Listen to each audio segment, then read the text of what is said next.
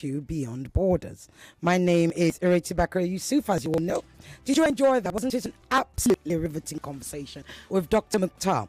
Well, now we go across borders. We're going to the United States. Yes, indeed. We are going to Washington, I believe. Now, you're not going to be able to watch it now, but after this conversation, I am going to direct you to YouTube. You need to go and watch a new documentary, and I believe I've got the title right because I watched it myself. It's titled "Who is the Best U.S. President for Africa?" Now, that documentary filmmaker is my next guest. As you know, the President of America, as I keep telling all of you, is the President of the world. Which is why we actually need to know who is best for Nigeria, by extension, Africa. My guest is Kenim. Oh, let me tell you who she is. She's a recent graduate of Harvard Business School with a deep commitment to advancing Pan-African empowerment. Kenim has dedicated a career to examining the complex intersections of global politics, economics, and African sovereignty. Her latest documentary delves into the critical questions of U.S. foreign policy in Africa, exploring the neo-colonialist agenda and evaluating which U.S. president could truly benefit the continent in light of the upcoming U.S. election. Kenim, welcome. Hello, thanks for having me. No, it's my pleasure. Look, so let me tell you first and foremost, I saw your interview on Arise, right? You probably saw me stalk your handle. I'm the one who wrote that message before I said to my producer, find her for me. You know, I saw you interviewed on Arise, and I was pleasantly surprised, impressed, and engaged, simply because you're a young Nigerian African who clearly grew up in the US. And thoughts on this, the fact that you even went as far as to do a documentary on it, for me is, is part of what makes me proud, not only as, if you like, an auntie, but don't you dare call me auntie, and as a woman, as a female, as a Nigerian, as an African, as somebody who's, I keep saying to people, in the later years of my life, I'm driven also by my race and gender politics. So thank you for doing the documentary. 2.5 hours of engaging, and you use so many other sort of conversations and interviews in it, which is what makes it 2.5 hours. So firstly, let's start from here. Why? What made you do that documentary? What drove you to do it? What inspired you to do it? First of all, thank you for having me on. I will say what inspired me was the lack of sort of information and knowledge that people that I've been having conversations with, especially Black people, have on the dynamics of the U.S. elections and U.S. politics and geopolitics in general. I've been fortunate to been working in the political sphere for over a decade, and I did 5 Africa trips with Obama as a member of the White House Press Corps, which sort of opened my eyes to all of that. I've been following this story of neo-colonialism ever since. And yeah, I was just shocked at seeing sort of people just so willing to give their votes to the Democratic Party and support the Democratic Party without really understanding some of the nuances behind it. And then as well with the Republican Party, as much as like, it's a double-edged sword, because like, as much as, there are pros to the Republican Party, it's still a racist, white supremacist party today. So it's very complex, and how it's hard to tell people who to vote for. So yeah, I just thought it was an interesting conversation. People were not having this conversation. The mainstream news in the West are obviously never going to have this conversation. They'll suppress it. And so I thought this is an opportunity for me, living in Washington, D.C. here, to really expose these intricacies. And I'm glad, and like I said, this is why I was so excited when I saw your interview and in fact your documentary, because this is a conversation that we on Borderlines like to have. Because one of the things, I don't know whether you've read a book, there's an essay, a seminal essay by Panache Chimaranga, who said that it's titled "Why I No Longer Talk to Nigerians About Race." It's a really jarring essay, and that's pretty much what you've said, that we are not having those conversations. We're not having the critical. We're not exploring what this means, because this is the president of the world, and let's be honest, they're going to drive what actually happens, not just to Africa, but in our homes, the food that gets on our table. Most people don't realize that. The amount of petrol that goes into your generator, most people don't realize that. So having sort of gone through that journey, you spoke about, you just said about the Republican Party, and the Democrats Party. You voted for Kamala, as you said in your documentary, as a senator, running for senator in 2016. That's right. You voted for Kamala. Why did you vote for Kamala then, and what was the awakening? Because obviously you're clearly super intelligent, and I'm not. Thank you. And I'm not being patronizing. It is clear you are intelligent. But and you've gone through this journey where you voted for this woman. Now you're in this place where you're actually looking at her with a more critical eye. What happened in between all of that? First of all, I will say that I like the character, the personality of Kamala Harris, and I liked the personality of Obama. And a lot of people like the personality of Donald Trump.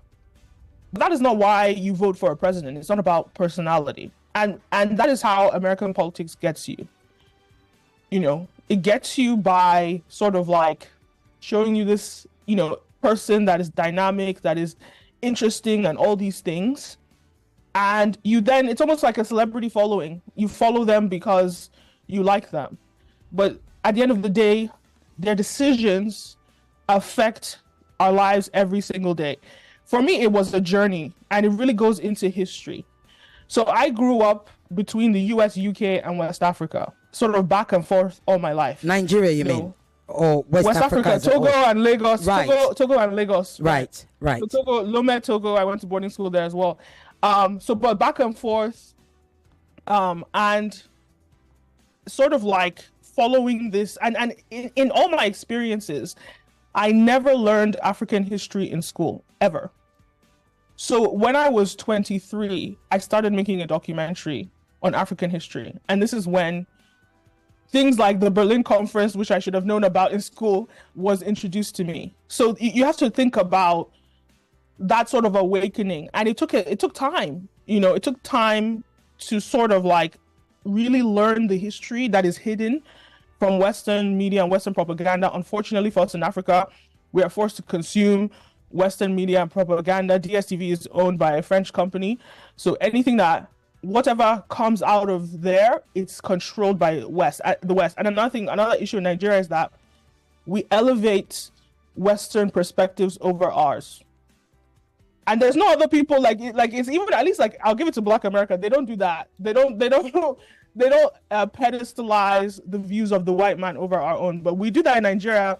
And I had a conversation with someone about how this sort of like, because we have this like pride. We're not as bad as like countries like Kenya that they actually allow, the white man, run them. But we still have this sort of like schizophrenia whereby as much as we have our pride, we still somehow pedestalize everything the West. Yeah. And I don't want to go on a tangent, but so back to the story is I grew up in all these places and have just been watching this story. So why did I now decide that I was going to vote for, or that I'm questioning voting for Kamala Harris?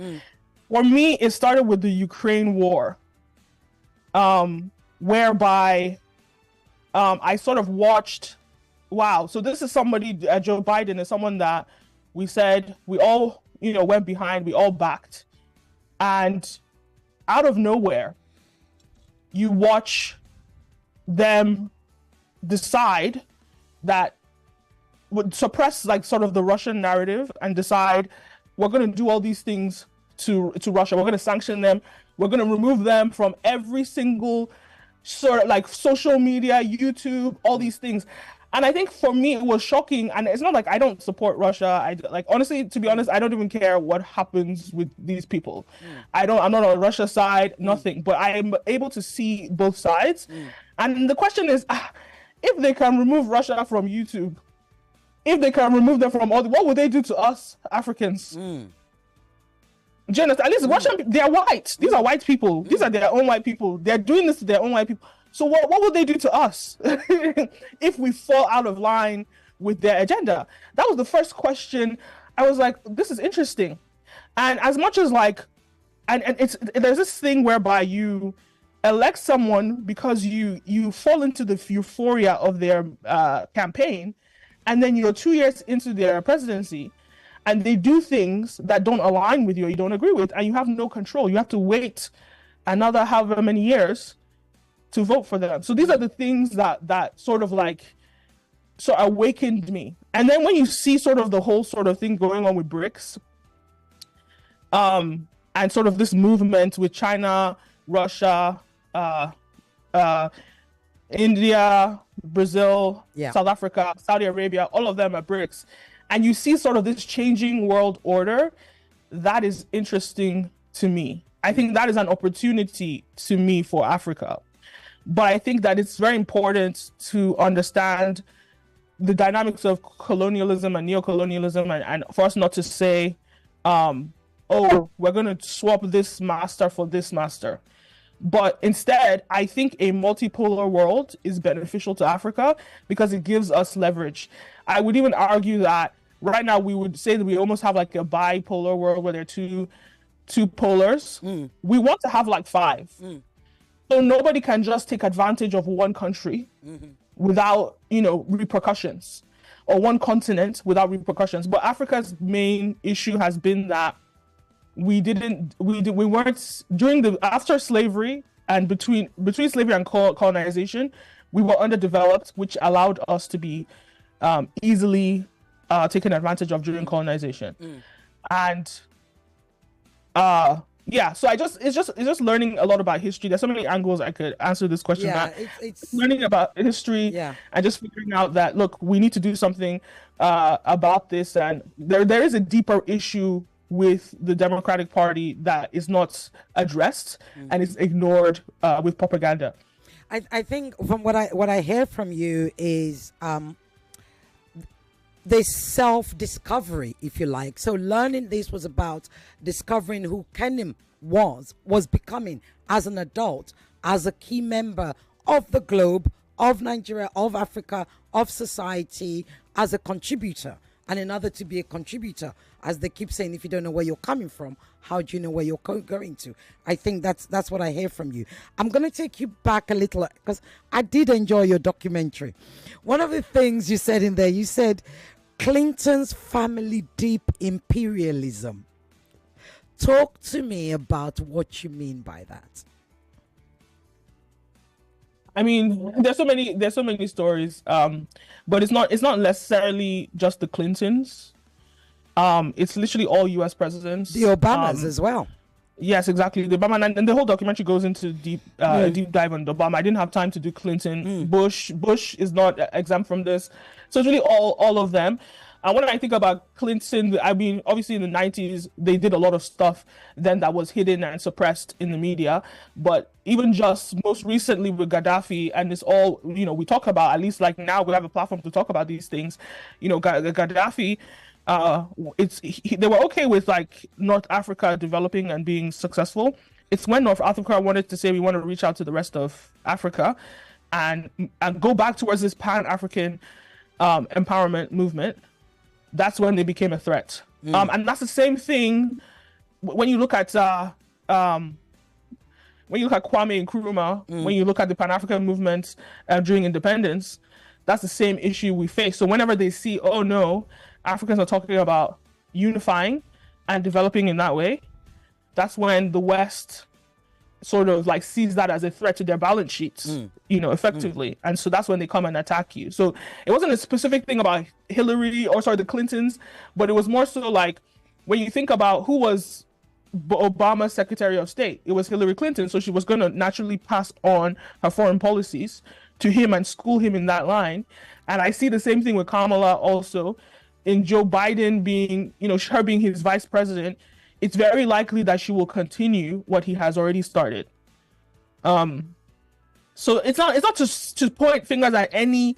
The problem is that when we look at these personalities, that's how they get away with us with not changing their policies, because it's like, oh, we've changed the person, but the policies are still the same. And I'm not talking about what the policies in the US specifically. I'm talking about making sure that Africa is underdeveloped. But okay, I guess before I even get into that, for anybody that's listening, just so they can understand how things work in the world, Africa needs to stay underdeveloped because we provide about 30% of the world's natural resources. So what the West wants and has done is that we cannot control our resources. If we do, and what that means by control is not just exporting raw materials and sending it to the world. They make the money on the surplus. So we export the raw materials, they manufacture and process it, in the West or around the world. And if you know a little bit about economics, when you manufacture things, that's when you build up a middle class. That's when you build your economy. And then they sell us back the finished goods in a surplus. So that's why things are so expensive in Nigeria. If we manufactured in Nigeria, the prices of things would be stable. We would be able to keep the prices low because we know it's coming from our soil. And so that is how they get Africa. And that's the place that they've put Africa in. So it's up to us to liberate ourselves from that.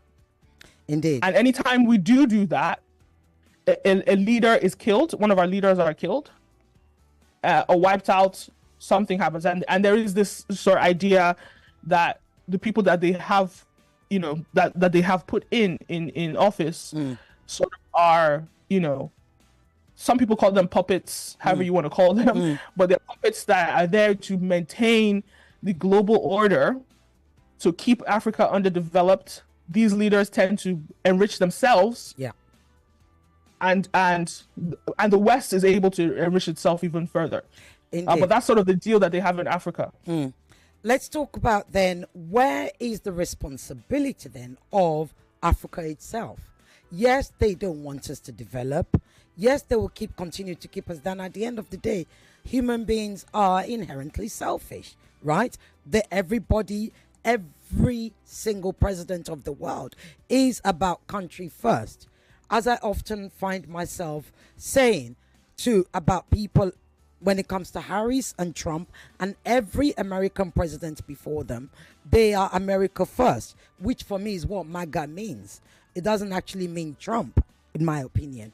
It means, well, after all, Trump wasn't the first to use it. It was Ronald Reagan that was the first to use it. So where then is the responsibility for African leaders itself?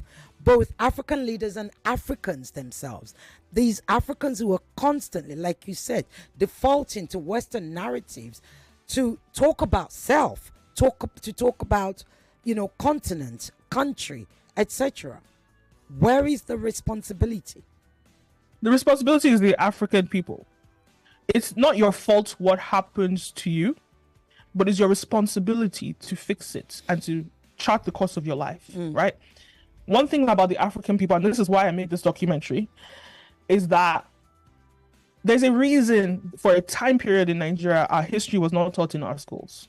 There's a reason that we are not circulating information amongst ourselves, right? Those who don't know their history are doomed to repeat it. And so that responsibility, this is why it's part of my job to spread the information so people understand the history of what has happened. But it's our responsibility, because nothing happens to you that you don't allow. So even the leaders, even as far as whoever we have as leaders, you can say, oh, they stole the election, they rigged the election. Why did you allow it to happen? Indeed. And this is not me saying that it's good. Yeah. This is not me, I'm not saying that, I'm not taking the side of the leaders. I'm just thinking about a lion. When you think about survival of the fittest, when that lion comes and sees you in the desert, and what are you going to do about it? And I think what I want to see in Africa, especially the youth, is an activation, is a waking up, is a spreading of our information, sharing of our information, and actually putting together real true leadership, seasoned, because we've had this, military eras. I do not advocate for that. I think it's, I think it's awful. I know some people want that back, but God forbid. I think when I look at countries that have developed in the past, say 30, 40 years, I'm thinking, especially Asian countries like, Korea, China, Singapore, even though Singapore is interesting, because some of these countries don't have any resources, so you can't really compare them to Africa, because it's clear that Africa has the resources, so everybody is going to fight for Africa. Who cares if Singapore develops? But when you look at all of them, right? Well, Saudi Arabia, when you look at them, what is the key thing that they all had? They had authoritarian leadership. Right? They have authoritarian leadership, and authoritarian leadership is not military leadership. So authoritarian leadership is about, you have a leader that decides, it's almost like a company, right? We're all used to authoritarian, leadership. If you work in any sort of corporate setting, there's one leader, they have a direction, and this is where the country is going. When you start, even when the West developed, it didn't develop from democracy. So this sort of tool of us saying, oh, we have to have democracy, is also the West trying to cripple us. Because when you have so many people in government that are just, that causes the conflicts and the, all of that, that's how you stop growth. So and Africa has been, I hate to use the word cursed, but stagnant in a way, because it's either we have that democratic thing whereby all these people are fighting in governments and we're going in different directions, and somebody comes, they change course, another person comes, they change course, or we have a sort of like this dictator type military ruler that is still trying to run you into the ground.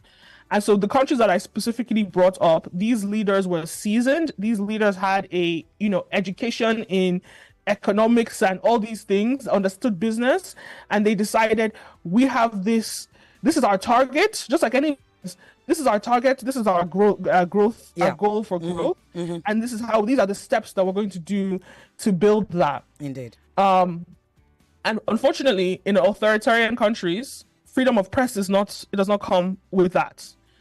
Because you have to control the narrative around your country around the world. So even somewhere like, so people love to give China, crap for that. Countries like Singapore don't have freedom of press. Countries like Saudi Arabia don't have freedom of press. But when you see Saudi Arabia, or even UAE, they don't have freedom of press.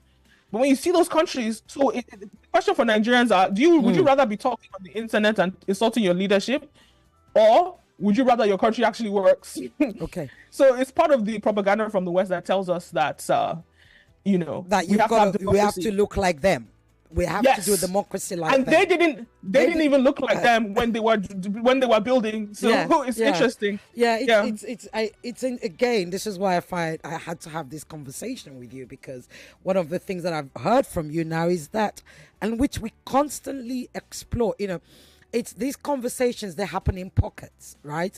Is that, at which point do we reshape democracy to the way we are as a people, right? Rather than having it the way theirs is. At which point do we say, okay, we want our leaders to not swear by the Bible or the Quran, but they should swear by Shango and Obatala, all those things. And when I hear such conversations, and like you rightly said, a dictator, the Chinese model comes to mind. The China model that's literally in 30 years, in 3 generations or so, has raised them from the poorest to, the most socially, economically powerful force that can face America head on. At which point do we pivot, mature, and find the courage to say, here's how we're going to do it. You keep yours. We're going to have ours. And I think that's what you're saying. Now, you mentioned something earlier, activation. I love that word because it's a very young word. It's a very young word. It's, it's used by the Gen Zs and millennials quite a lot.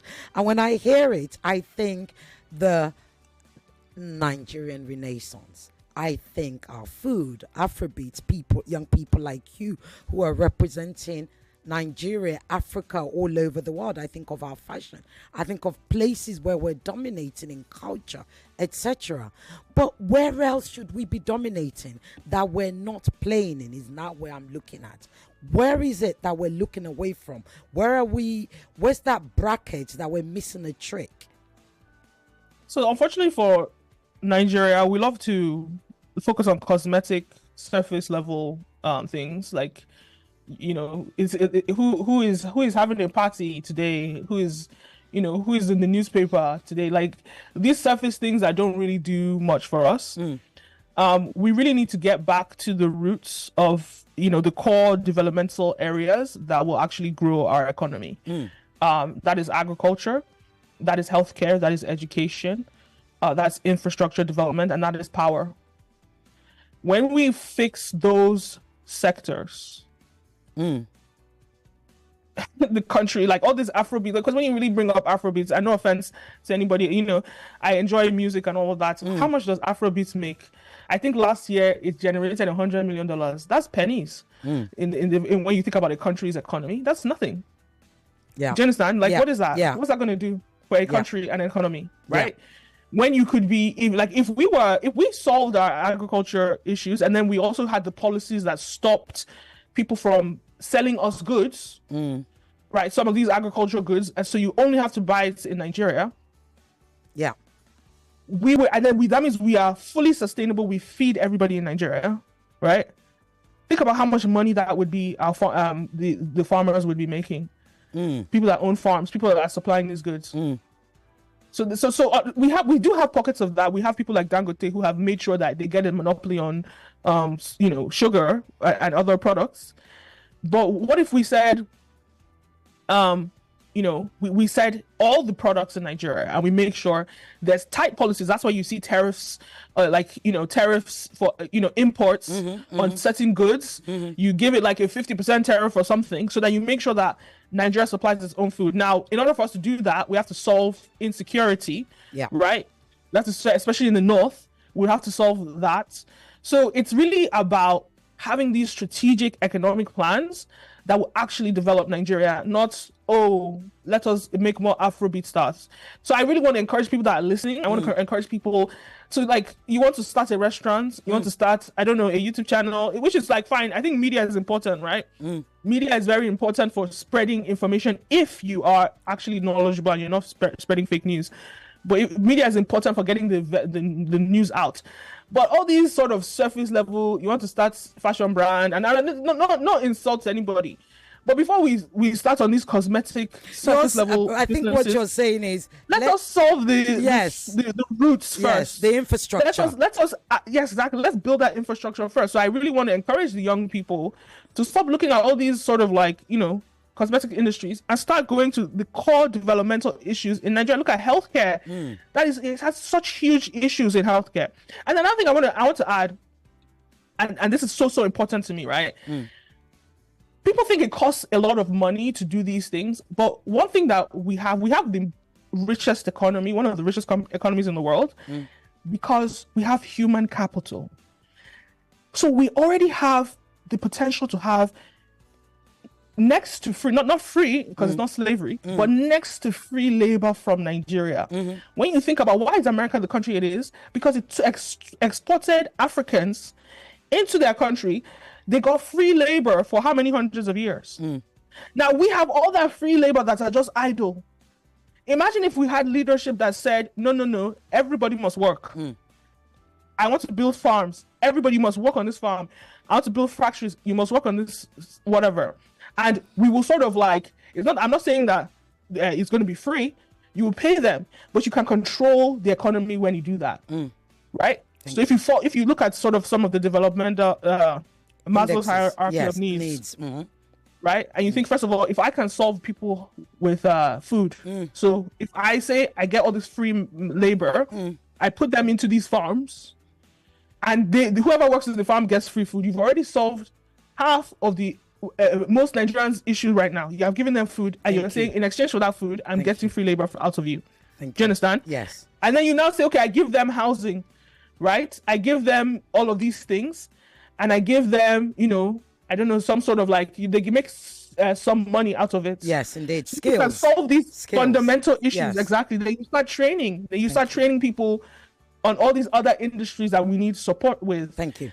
So I think that a lot of us, if you're starting another, I don't know, delivery truck company, this, that, think about core developmental things. I think about how you can contribute in that way. Thank you.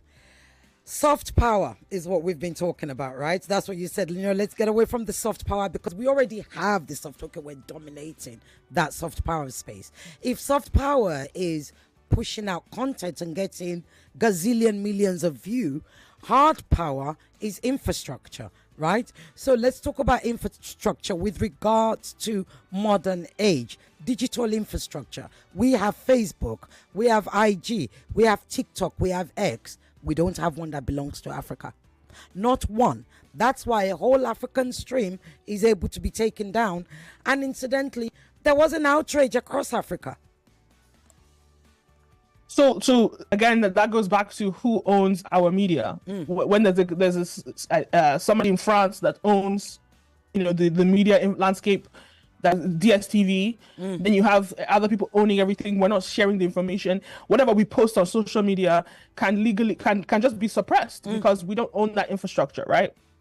And so how do we? I think my question would have been: we're now in a battle, what I call the war of algorithms, right? Yeah. How does Africa begin to get the tools to fight? To also be part of that war of algorithm, because China and the US are fighting theirs with TikTok and and Facebook and IG. Africa is in the middle. Africa becomes, as usual, the victim when two giants fight, right? So what does Africa do to actually be part of that algorithm dominance? So again, okay, so let's look at the numbers, right? By 2050, 1 in 4 people on the planet will be African. By that same 2050, 1 in 3 people on the planet that are young, I believe it's under 16, will be African. So we are the future. Right. So the next step to that is I can't go into your house and ask you for your master bedroom. Like, what will you tell me? Do you understand? You can't go to someone else's house and ask for that. So we have to build our own. And at the end of the day, the way the vision that I see, we need sort of like governments to intervene and support a homegrown platform. Because here's the thing. We can face a lot of issues if, say, we want to build a platform and we want the world to consume it. Right. I'll give you an example. So number one, when China was doing its social media thing, they first said nobody is bringing Facebook or anything into China. Whatever it is, we're creating our own. So now they already owned the minds and the propaganda of their society. So they own that infrastructure. TikTok did well in China. I think it was called Biding. I can't remember the name of the Chinese name. They said, okay, let's make one for the world. So now we can push the Chinese agenda around the world, right? We're giving ourselves our own Facebook, etc. So TikTok is only just a weapon for Chinese global domination, right? So it's not a part of what China has already solved its own internally. This is just an external thing. Let us infiltrate the world and dominate the world. And let us look at, they gave us a UPS that the Western social media didn't give, because on TikTok you could post immediately and you go viral. They created the creator middle class on TikTok. They invented that. Say that again. The creator middle class. Say it again, yes. Please. They created the creator, that's influencer, middle class. So because before TikTok, think about it. How hard was it for you to blow on YouTube? How hard was it to blow on Instagram? It was near impossible. They now created stars overnight, which created loyalty to their platform. So you have to find a UPS that these platforms have not already dominated in. Now, the next step is with America, because America still owns the world's minds. America is going to try and take you down because you're not US owned, right? As they're doing with TikTok.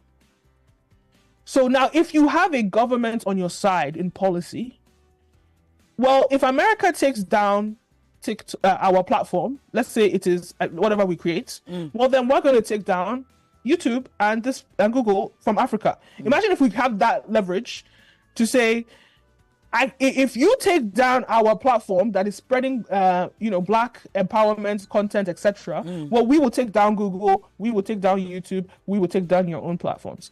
Indeed. That is the type of leverage that we need in policy. So we're not really going to go far unless we have governments on our side, and that's the kind of leverage that we need in policy to be able to give, that they will say, okay, wait now, just hold on. Thank you. Because we have the numbers at the end of the day. Indeed. So it's inevitable that we've already won this game. It's just now who is going to control the minds of Africans, who is going to give Africans, whose propaganda are Africans going to consume? Because everybody has propaganda. We can't say. Indeed. Everybody has, an agenda with their media. So whose propaganda are Africans going to believe and consume? Thank you. And I would hope that it is from Africa, that we consume our own propaganda. That benefits us, right?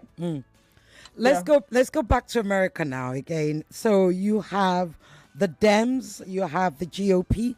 Now you have Jill Stein and Butchware, right? Now, of course, Nigerians are thinking, who? What? You have the Green Party. They're thinking, who? What? America's a two-party country. It's only got the Democrats and it's only got, the Republicans. Tell my listeners about Jill Stein, Butchware, or Dr. I've forgotten his real name, the Green Party, who they are and why they have been so important to this election cycle.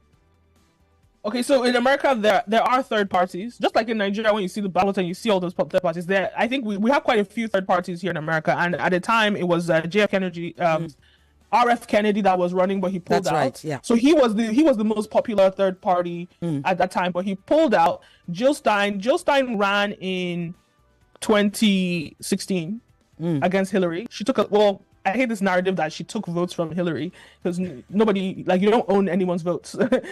So a lot of people that would have voted for Hillary voted for Jill Stein instead. Not that many, I think it was 1.5 million people. But it goes a long way. So this election, the Green Party are targeting, they're really capturing that sort of Palestine, Gaza audience of people that are just upset with the Democratic Party for not serving them. So they're getting a lot of votes. The uncommitted, as they call them, right? The uncommitted. Independents. Yeah, I think there's a movement called the uncommitted. Okay. Yeah. So I know there's a lot of Muslim Americans that are voting for Jill Stein. I think she's even more popular in some states. She's more popular than Kamala, but this is all polls that we don't, so there's that. And then also, when I say more popular, amongst Muslim American voters. That's right. Then you have a lot of Black Americans who are just upset. First of all, they will never vote for Donald Trump because he's, a white supremacist and all these things. Kamala Harris and the Democratic Party, people are waking up to the fact that they get elected on Black votes and then they ignore Black people for their presidency. And so there's been pushback from the Democratic Party about this. Kamala has said, she's done quite a bit, but people are not satisfied with what she's done. I think the core things that people are not satisfied with is the fact that police brutality has even increased since the Democrats came into office. There's stuff like lack of reparations that people want. There's stuff like there's so many things. The economy is not great right now, so people, and then Black people always suffer the worst. There's a saying that if a white man catches a cold, the Black man should catch a flu or something. So as the economy is not doing well, Black people are affected by it disproportionately, and so there are a lot of people that are just not happy with the Democratic Party because they come in, they get the Black vote, they sort of think they have this entitlement that Black people owe it to us to vote for us, and then they get in office and they don't really do much for Black people. So people are upset with that. So they're looking at Jill Stein. And Jill Stein is speaking the language of Black people, which Kamala just hasn't been able to, or she wouldn't be able to. Jill Stein is talking about reparations. She's talking about inequity in healthcare. She's going into the deep-rooted issues and policies and speaking to that voice of a Black American. So there are a lot of people that are looking to her. But I just want to add that even if she does get those votes, she cannot win because she doesn't have any electoral college votes. But what they're trying to do with their party is not about winning, but is about building a third party movement. So the more that they grow, the more opportunity there is for three parties in America, which actually would be beneficial. Right. People have been calling since we've been speaking and I didn't answer them. Kenny, I'm getting messages.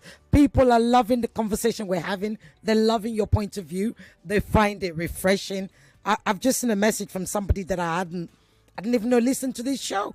You know, so you can call. Okay, you know how it is on Borderlines. Your name, where you're calling from, and be very, very short. We have no more time. 1 hour goes very fast, as you all know. Right? So I'm coming to your calls now. 0201-277-0993. Female line is 0201-4657-190. WhatsApp is 0809-597-5805. Those of you who are watching us on YouTube, you know where to put your comments, on Instagram and on Facebook. Okay, I'm coming to your lines now. Hello. Gosh, all the lines are alive. Hello. Hello. Hello. Yes, good afternoon. What's your name and where you calling from, please? Yeah, good. This is Chooks. Chooks, go ahead, very quickly. Yeah, good day to the conversation you're having there. I really love the conversation. And please, I'm not as much as you didn't necessarily answer straight up like who is the name of the documentary you said. Okay, you want the name of the documentary? I'll let you know. Like, yes. No, you were like, you didn't seem to answer clearly like which of these two. You know, like Pope Francis said, which one is the lesser evil? Pope Francis is saying. Okay, like, you would like her to answer it. You want her to answer. Okay, I will ask her. I'm asking, like, how like in Nigeria, how do I control the narrative I get from the West? Like, okay, what idea like, we believe that there's no culture that is perfect. How do you now say this is what I'll collect, this is not what I'll accept from any call from Western culture? Thank you very much, Chooks. That's a really interesting question. Write those down. I'll come back to you. And he did know that I was saving the question till the end. So don't answer that part, who the best one is. We're saving that till the end. Right, I'm coming to your calls now. Hello? Okay, you snooze, you lose. Hello? Hello? Hello. Yes, good afternoon. This is Joy. Joy, go ahead. I'm a black woman. Nigeria, God bless. That's your guest. My guest is Kenim O. You can follow her at Kenim O on Instagram. I am Kenim O. Intelligent. I am Kenim on Instagram. Yeah, I am Kenim on Instagram. Go on. She is highly intelligent and understands Africans. This Western narrative played out in Nigerian election last year. And I know they did not help because they wanted a puppet. And because they have compromise, do you also believe that the West usually have I need you to hurry up, ma. Literally, we don't have time. Don't you also know that most times they have, these Western leaders have compromise against our leaders? Okay. That's the reason why most of the, you see the West, oh gosh. Yes. This World Bank and all that. I understand. They play against the African economy, telling us to borrow more. Why they know it is eating us up. And now they also come with Afro and the Afro whatever, and they try to throw corners. I need to go. There are so many calls. Thank you. To make us feel that we are wanted. Meanwhile, no, that is not what it is. And God bless you, Kenim. Thank you. Hello. Oops.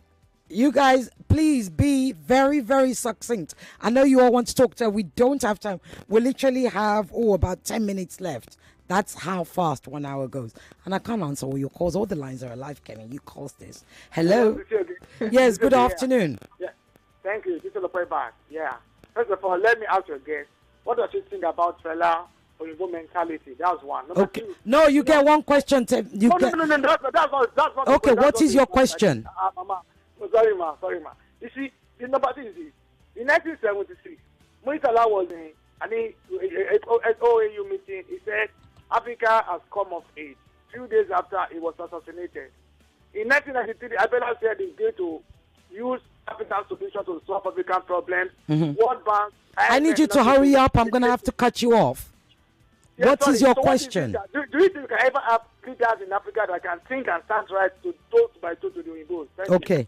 Do you think? Sorry, what was his question? Do you think we can ever have leaders that stands upright and can stand up to the Westerners? Right. I'm gonna pick one more. Hello. Hello. Yes. Turn your radio off, please. Yes, I've done so. Okay. Go ahead. Very quickly, Yeah, I'm please. calling from VI. Yes. My question is this: we understand why World Bank is there, and they destabilize Africa against the population and use few leaders like in Cameroon they are using for beer and all that. How do we begin to let the whole world know that World Bank can never work in the interest of Africans? How do we begin to dismantle this mindset Okay, and set up thank something you. that works for us? Thank you. Right, you have 3 there. This is the speedy round. I'm gonna give you 2 minutes. The lines are literally and I'll still have WhatsApp questions and comments and stuff. So 2 minutes now. Okay, so how do we control the narrative that we consume? You have to do your own research. You have to look into African history and study and prioritize African platforms for your media. The West does not prioritize what anybody else says but them. You should have discernment and look at who is saying what and how beneficial is what they're saying to you, because the Western economic system benefits them, not us. So whatever narratives they push is not for our benefit, no matter how much they say it. So that's number one. Number two, how can we have leaders that can stand upright and stand up to the West? We just have to be fearless. We have to choose. We have to have revolutionaries. We have to have young people, I believe, that are ready to no longer be puppets and to chart our new path. And then the World Bank.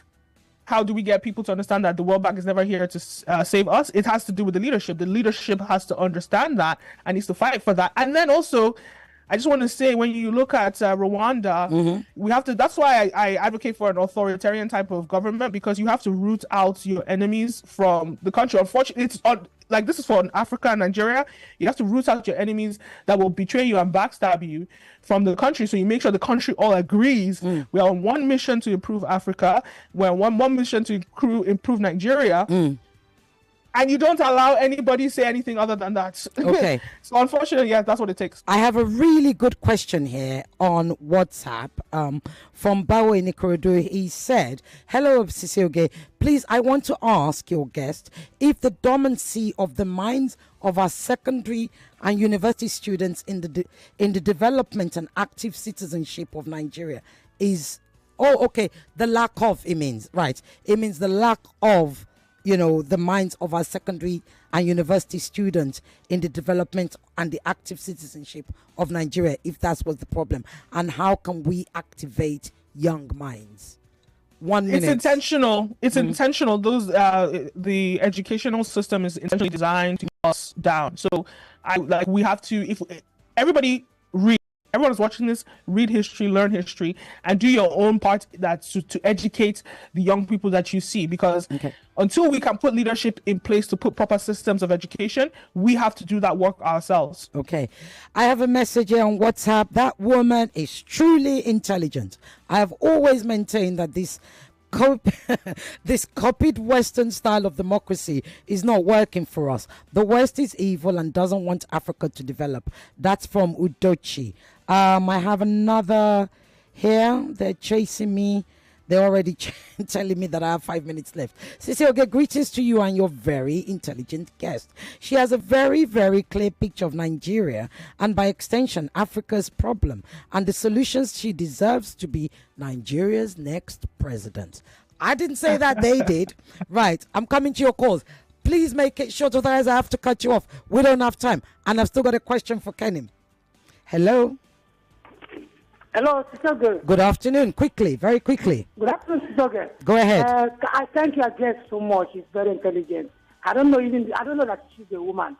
Sister Girl, see here, before we are going to be free, what will make us to be free is to know our name in Africa and what it means.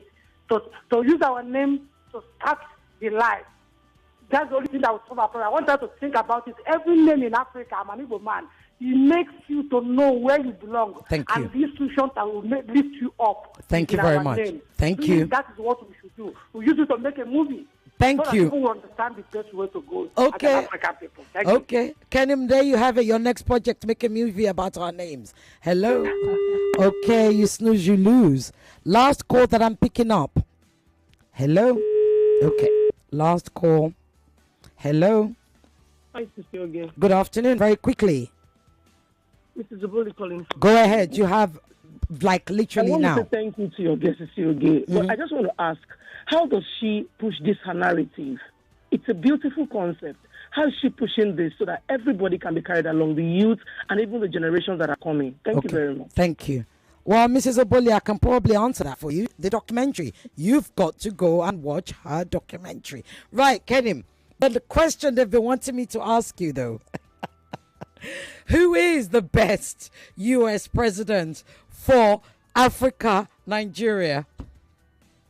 The answer is probably Jill Stein, but she won't win. And I cannot say. Like I said, we'll have to find out who wins, and between Kamala and Trump, who wins and what happens. Because Trump could create chaos to our benefit, but it could also be to our detriment. Let's remember that his son-in-law is not in Nigeria, but he grew up in Nigeria. His son-in-law, so he may have a vested interest in Nigeria, and that would not be to our benefit. So there are different angles here. Definitely go and watch my documentary at Business in Nigeria on YouTube. So if you just do the @ Business in Nigeria, you can write who is the best U.S. president for Africa, and you can put Kenim O, Kenim space O, and it should pop up for you. Right, and your Instagram handle, very quickly. At I am Kenim. Right. So just I am Kenim on Instagram. Now so Kenim is like Kenim is like denim with a K. Kenim. Okay. I've got 3 minutes, so I'm gonna sneak 1 minute before I pick up the last call. Since they said you should be president of Nigeria, when do you think we're gonna have the first female president of Nigeria? Prediction. Prediction. I would say not United States or Nigeria. Nigeria, Neil. Yes. Maybe in 20 years, maybe less, maybe 10 years. We'll see. Would Kenim be in contention for that post? Let's see. If you follow me on Instagram, let's see. Keep watching my content. Absolutely. Right. I'm going to pick up the very last one because they're about to throw me off. Hello? Hello, Sisi Oge, and hello, Kenim. So just quickly to chip in, thank you, Ireti, for this. Africa needs a pseudo democracy. Africa needs our own context of what we call democracy, and if we get it right, then Africa will be emancipated. Thank you. Thank you very much. You didn't say your name. Oh, I did. Etemari. My name is Etemari. Etemari, thank you very much. Kenim, you see, this is how we do it on Borderlines. It's incredibly busy, incredibly charged. Even my studio, she's here, she's loving the conversation. I'm so glad you were able to join us. I hope you enjoyed it. How is your documentary going? Are people watching it? Yes, thank you so much. And yes, people are watching it, people are engaged, people are consuming it. Definitely go check it out and leave a comment on YouTube saying that you came from here. Yes, keep doing what you do. And honestly, young people, especially young African Nigerian females like you, excite me so very much. Thank you. Thank you so much. Excellent. Take care. Have a wonderful weekend. All right, thanks, you too. Thank you. Bye. Right, that's the end of another edition of Borderlines, the only show that takes you beyond borders. What an exciting edition this has been. My name is Ireti Bakare-Yusuf. I will be back next week. Take care and have a wonderful weekend. Bye-bye. More news and information coming up. We'll be back in a moment.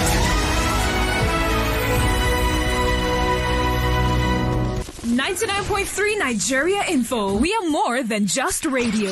Subscribe to our YouTube channel at Nigeria Info FM. Check us out on Facebook at Nigeria Info 99.3. Follow us on Twitter at Nigeria Info FM and on Instagram at Nigeria Info FM Lagos for live updates as it happens. 99.3 Nigeria Info. Let's talk.